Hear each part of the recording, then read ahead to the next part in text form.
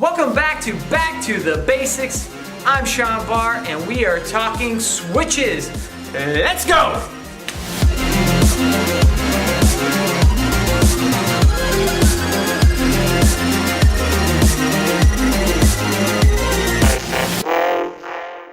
All right, hey, welcome back to Basics, and we are talking network switching or switching basics. Switches do a couple things. There's VLANs that can be configured on a switch. What those do is they isolate broadcast domains. They also can perform a function that's kind of like an archaic security mechanism. If one device is on one VLAN and another device is on another VLAN, they cannot talk unless they go through a layer 3 device. That could be a router or a firewall. The other thing VLANs do is they isolate broadcast domains. I may have said that already, but what that does is, hey, if I yell out who's got this IP address, or I'm sending a lot of traffic that maybe the switch doesn't have a destination MAC for, it floods it out all ports. So to limit that, we can create VLANs to isolate that traffic. Trunk ports. So there's a couple things that trunk ports do, and they could be used to connect switches to other switches, so you can extend those VLANs. So if I have 5 VLANs, a voice, a video, a wireless, a security VLAN, a server VLAN, a printer VLAN, that's probably more than 5, but it doesn't really matter. If you want to extend those from a switch to a switch, you will use a trunk port. And so what that single connection does is it will put all of that traffic in Tagit, and it'll send it to the other switch, and the switch will see those tags and know where to send that traffic. That is a trunk port. The other thing a trunk port can do is you could use it to go into a server, like a VMware server. That's typically done for a server to go on the DMZ, and a server to go on the corporate network, and a server to go on maybe, I don't know, a printer VLAN.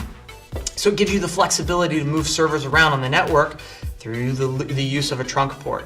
The other thing switches can do, which is really great, when you're connecting switch to switch or even a switch to a server, you can do a thing called a port channel or an ether channel. That's where we take 1, 2, 3, 4, depending on what kind of switch and what kind of channeling protocol we're using. We can do, I don't know, I think up to 16 ports. What those ports will do is they will be seen as one port. So if you have a 1 gig fiber connection and a 1 gig fiber connection, you channel those two together, and it will essentially work as 2 gigs of throughput. There's a couple of ways that those trunks work. Is they have a hashing algorithm of how they send traffic down each path. So it could be source-based MAC address, source and destination-based MAC address, source destination MAC, and source IP, destination IP. There's tons of hashing algorithms. It load balances the traffic across those ports when connecting to switch, and that is a ether channel.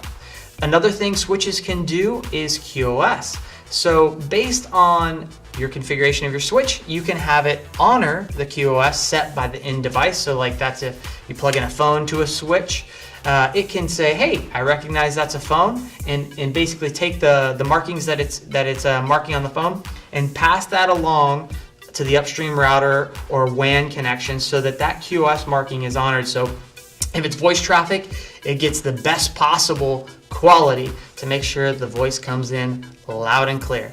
Let's see, what else can a switch do? Oh, spanning tree. That is another thing that's important. So spanning tree keeps the switching topology loop free. You don't want loops in your switches. So how it does it is it elects one switch as a root bridge. It uses the switch priority or a MAC address, and it basically says, hey, I'm the root, I'm the center of the universe, and it kind of sends that out to all the other switches. The switches basically draw a map, and they say, based on wherever they see a loop, one of the switches will decide to block a port and prevent that loop from happening. So that is something critical to switching. It allows us to have some redundancy in our cabling, and also make sure that we don't have routing or switching loops creating issues on the network.